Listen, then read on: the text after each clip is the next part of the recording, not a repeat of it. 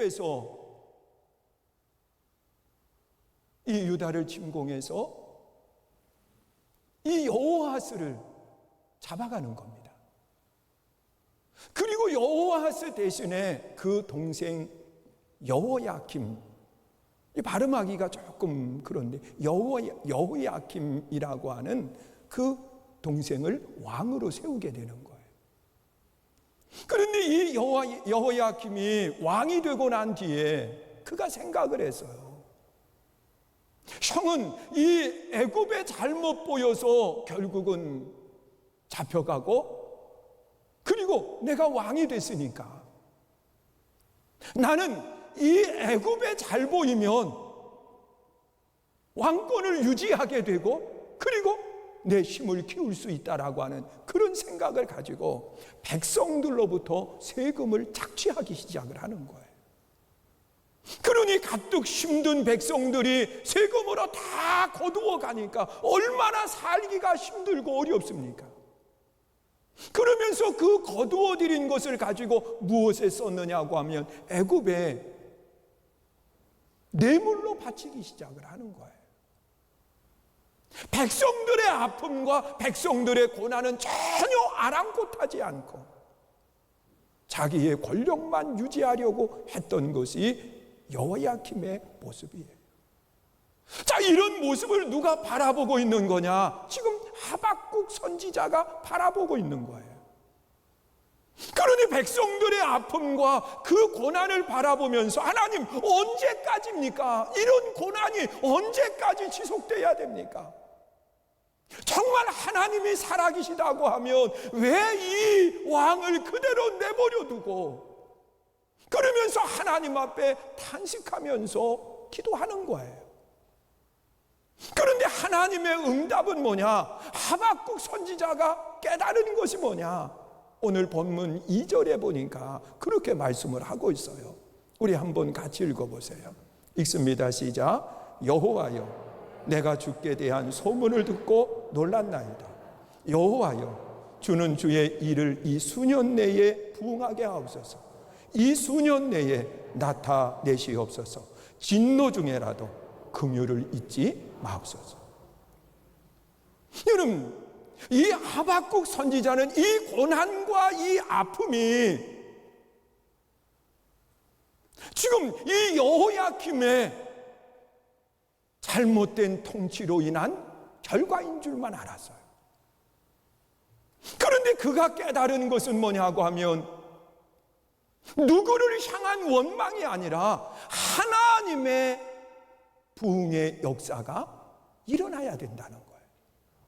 그런데 그 하나님의 부흥의 역사가 누구로부터 일어나야 되느냐?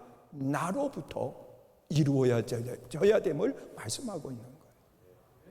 여러분, 다른 사람이 아니에요. 누군가가 아니라 나로부터 하나님 부흥의 역사가 일어나고 하나님 나로부터 내 심령에 새로워지는 역사가 일어나게 해달라는 거예요.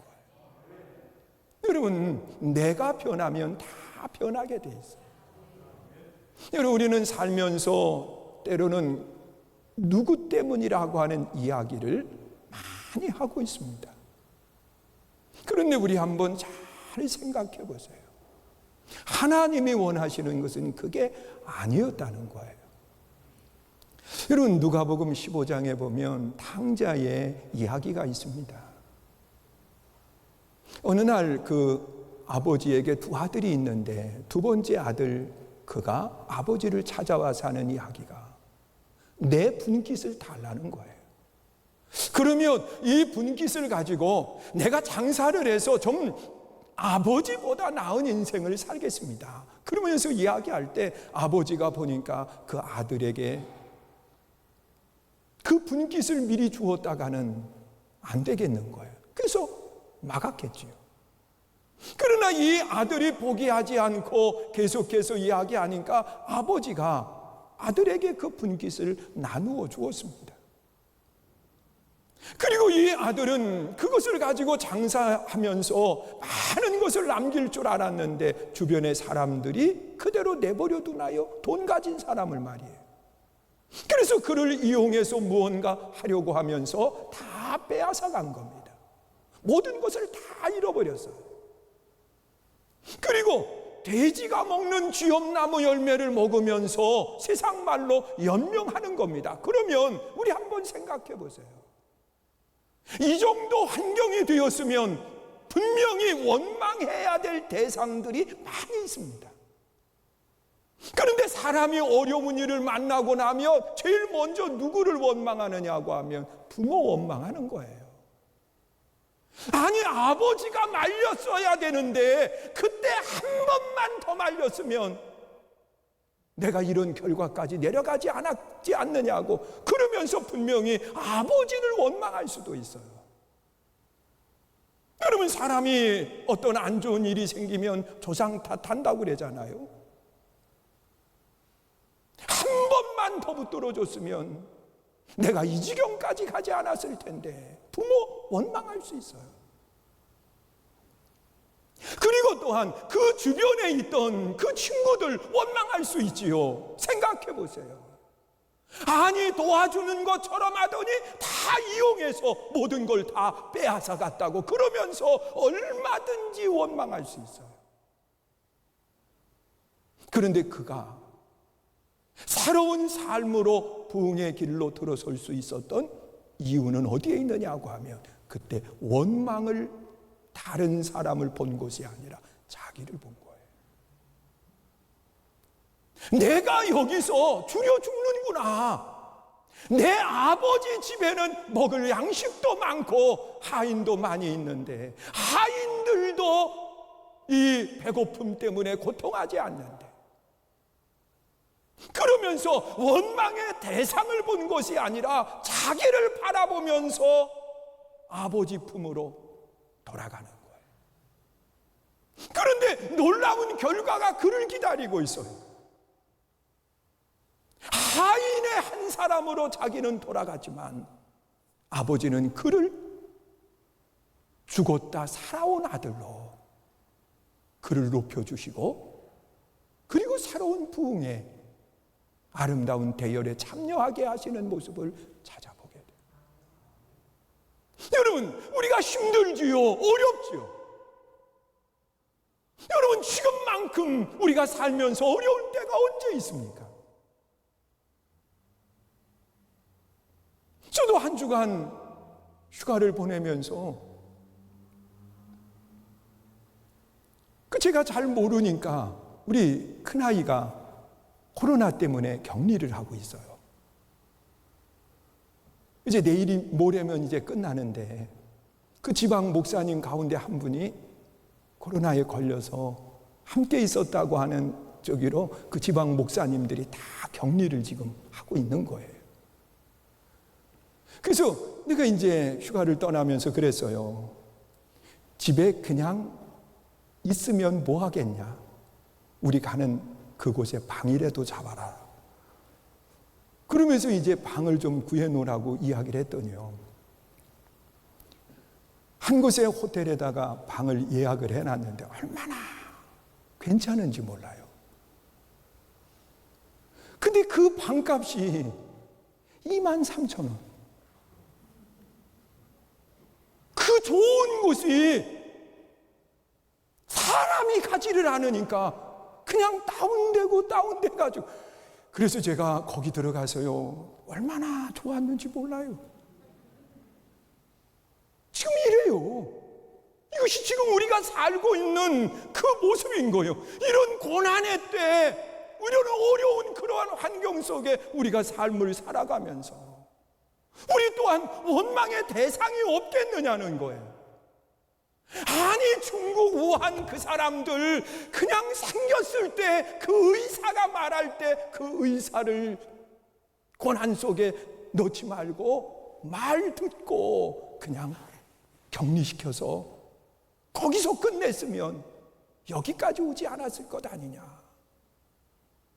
여러분, 얼마든지 이야기하죠. 아니, 그 당시에 한국에 좀 세국 정책을 써가지고 아무도 못 들어오게 딱 막았다고 하면 이런 일들이 생기지 않지 않았는가 원망할 수 있지요. 그런데 우리 하나님께서는 뭐라고 이야기하느냐? 어떤 사람의 문제도 아니고 이것은 나로부터라는 거예요. 내가 하나님 앞에 어떻게 서느냐에 따라서 하나님은 새로운 역사를 이루어 간다고 그렇게 말씀을 하는 겁니다. 그래서 이 한 사람, 그 사람이 다른 사람을 바라보는 것이 아니라 그 한 사람이 바로 나라고 하는 생각을 가지고 내가 하나님 앞에 아름다운 모습으로 부흥의 대열에 참여할 수 있어야 되는데, 그러려고 하면 다른 것 없어요. 나를 바라보면서 내가 하나님께 가까이 가는 그 모든 것에 방해거리는 없는가? 여러분, 내가 하나님께로 한 걸음 더 가까이 가는 그 일에 가로막고 있는 그런 장애물들은 없는가? 하나님은 거룩하신 분인데 거룩한 하나님 앞에 내가 한 걸음 더 나아가는 그 일에 있어서 나를 가로막고 있는 것은 아닌가? 하나님은 거룩한 분이기 때문에 하나님께 한 걸음 더 가까이 가는 그 일에 죄라고 하는 것이 가로막고 있다는 거예요. 이 죄의 문제를 해결하지 않으면 절대로 내 삶의 부흥의 역사는 일어나지 않아요. 여러분, 우리 한번 잘 생각해 보세요. 한국 교회의 부흥이나 한국의 오늘과 같은 아름다운 모습으로 바꾸어질 수 있었던 원동력을 이야기할 때 어디서부터 출발을 하느냐고 하면, 한국 교회는 1903년도 원산 감리교회에서 하디 선교사가 회개의 복음을 전함으로 다른 사람도 하나님 앞에 돌아왔지만 자기가 한국 사람들을 바라보면서 미개한 국가 백성이라고 하는 오만한 생각을 가지고 그가 의술을 가지고 이 땅에 복음을 전하러 왔다고 하지만, 당시에 사람들이 하는 이야기가 그 사람한테 가서 진료를 받느니 차라리 죽는 게 낫다고 그런 이야기를 할 정도로 못된 행동을 했던 것이 하디 선교사의 모습이었어요. 그런데 그가 하나님의 말씀을 전하면서 자신부터 회개하기 시작을 하고 새로운 모습으로 돌아선 거예요. 이것이 1907년 장대현 교회의 당시의 길선주 장로 목사님이 되시기 이전에 그가 그 장대현 교회에서 하나님의 말씀을 전하면서 하나님 앞에 회개하기 시작을 한 거예요. 자기의 친구가 세상을 떠나면서 재산을 맡겼는데 그 중에 100불을 자기가 썼다는 거예요. 이 잘못을 하나님 앞에 내어놓고 성도들 앞에서 자기의 죄를 고백하면서 하나님 앞에 내려놓는 아름다운 모습을 가질 때 거기에 참여한 모든 분들이 회개의 눈물을 흘리고 하나님께 한 걸음 더 가까이 나아가면서 부흥의 역사가 일어난 거예요. 여러분, 하나님이 찾는 한 사람은 다른 사람이 아니에요. 하나님과의 거리를 단축하고 하나님께로 돌아가는 사람인데, 그 사람은 내 죄를 하나님 앞에 내려놓는 사람이에요. 여러분, 우리가 알고 있잖아요. 천국은 죄 없는 사람, 죄 짓지 않은 사람이 가는 곳이 천국이 아닙니다. 여러분, 죄 짓지 않은 사람이 천국 간다고 하며 세상에 죄 짓지 않은 사람이 누가 있어요? 여러분, 사도 바울은 로마서 3장 23절에 모든 사람들이 죄를 범하였음에 하나님의 영광에 이르지 못한다고 그렇게 고백하고 있어요. 여러분, 바울 역시 오라 나는 곤고한 사람이다. 누가 이 사망의 법에서 나를 건져줄 수 있겠느냐고 탄식하며 기도했던 것이 바울의 모습입니다. 천국은 죄 안 지은 사람이 가는 곳이 아니라 회개하고 용서받은 사람이 가는 거예요. 그래서 우리는 오늘 이 땅의 부흥을 위해서, 내 가정의 부흥을 위해서 우리는 하나님 앞에 내 자신을 내어놓아야 돼요. 나의 죄악된 모든 것들을 다 내어놓아야 돼요. 주홍같이 붉은 죄라도 흰눈처럼 쉬게 하시겠다고 그렇게 약속을 하고 있거든.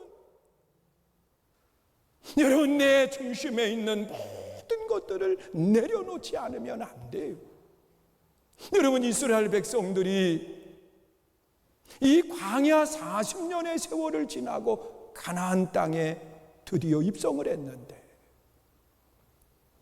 그들을 가로막고 있었던 성은 여리고 성이었습니다. 그런데 이 이스라엘 백성들이 광야길을 거쳐서 들어갔지만 그 성을 정복할 만한 힘과 능력이 없었어요.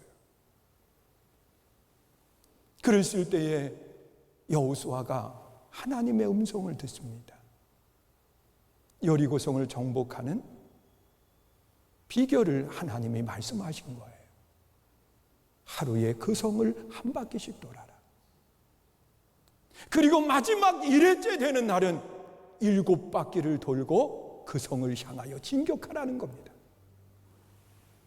여러분, 하나님의 말씀에 순종해서 그대로 행했습니다.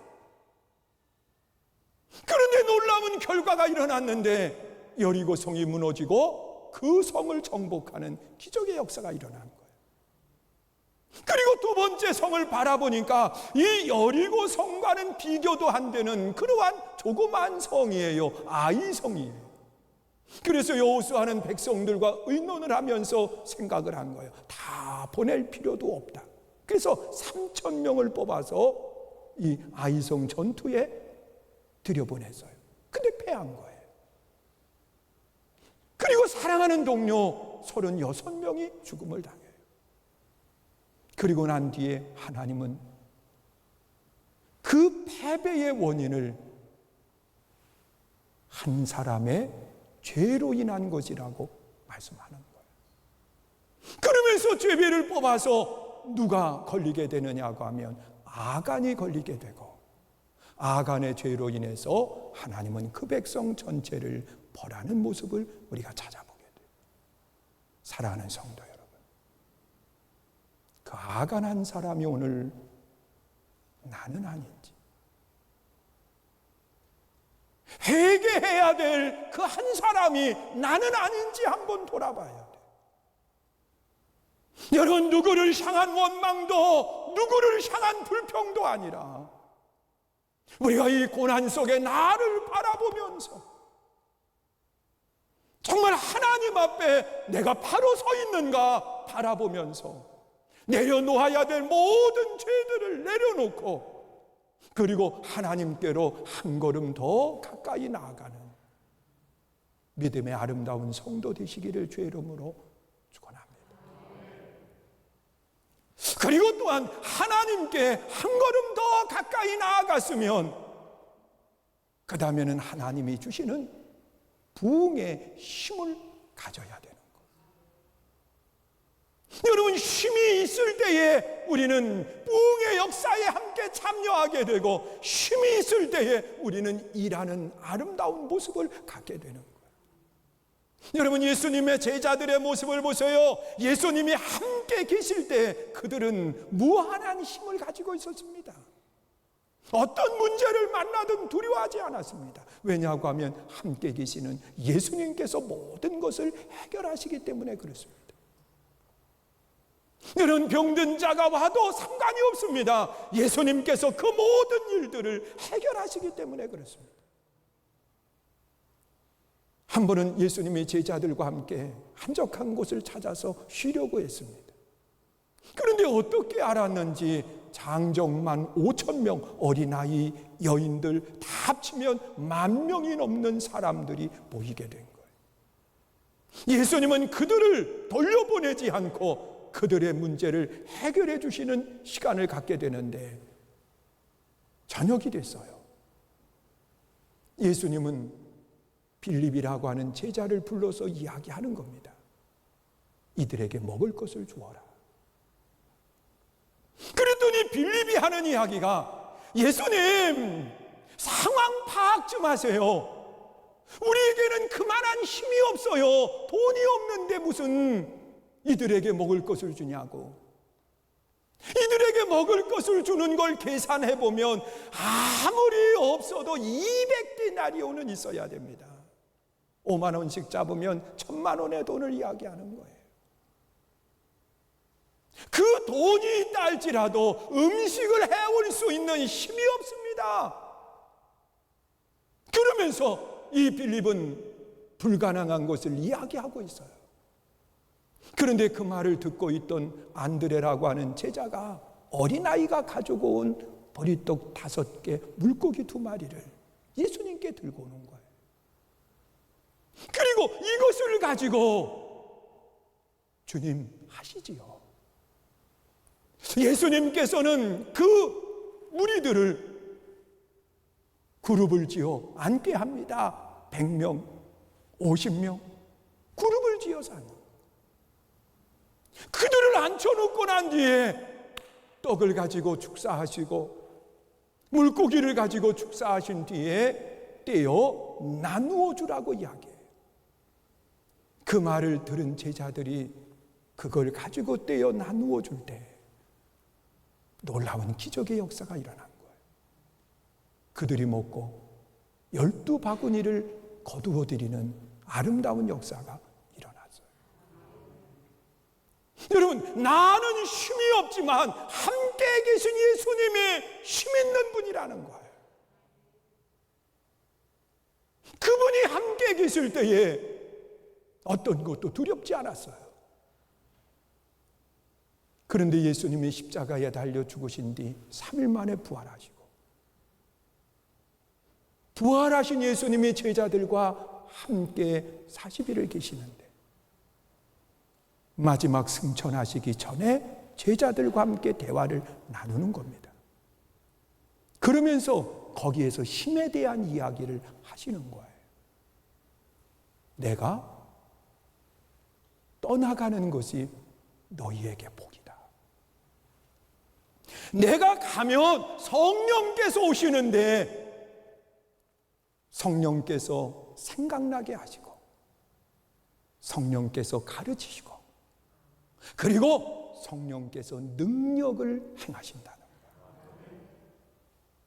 그러면서 뭐라고 이야기하느냐? 사도행전 1장 8절에 보면 오직 성령이 너희에게 임하시면 너희가 권능을 받고 예루살렘과 유다와 사마리아와 땅끝까지 이르러 복음의 증인되라고 말씀하고, 여러분, 하나님께로 돌아온 사람들은요, 우리가 뿡 시킬 수 있는 힘이 있어야 되는데 그 힘은 세상에서 오는 것이 아니에요. 누구를 통해서 오는 것이 아니에요. 누가 함께 해야 되는 것이 아니라 성령 충만을 받아야 되는 거예요.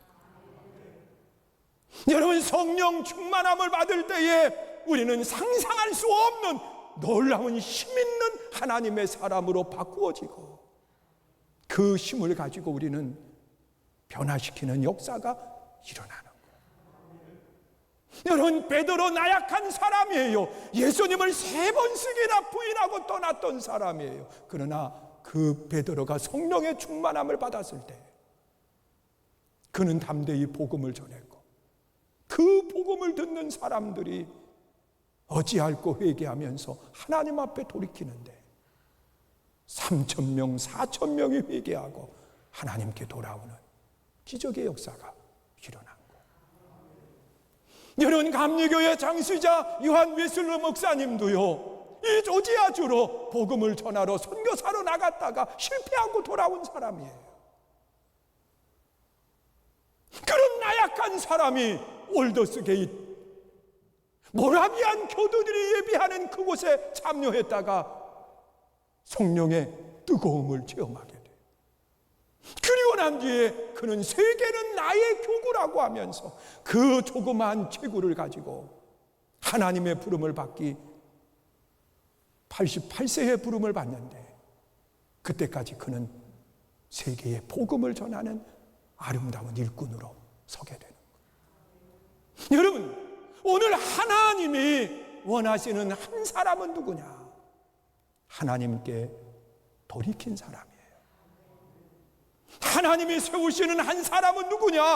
하나님이 주시는 강력한 힘인 성령의 충만함을 받은 사람. 하나님은 이 사람을 지금 찾고 계세요. 여러분, 누군가가 아니라 오늘 예배하는 여러분 한 분 한 분이 하나님이 찾는 주인공이 되시기를 축원합니다. 그래서 여러분 때문에 여러분의 심령이 부흥의 역사가 일어나고, 여러분의 가정의 부흥의 역사가 일어나고, 이 교회가 부흥의 역사가 일어나고, 이 나라 이 민족이 부흥의 역사가 일어나는 아름다운 역사가 나타날 수 있기를 축원합니다. 우리가 한 주간 생활하면서 정말 내 자신을 돌아보면서 한 주간을 우리가 보내야 돼요. 그러면서 하나님 편에서 하나님이 쓰시는 한 사람의 주인공이 될 때 분명한 것은 여러분 한 분으로 인해서 놀라운 역사들이 일어날 줄로 믿습니다.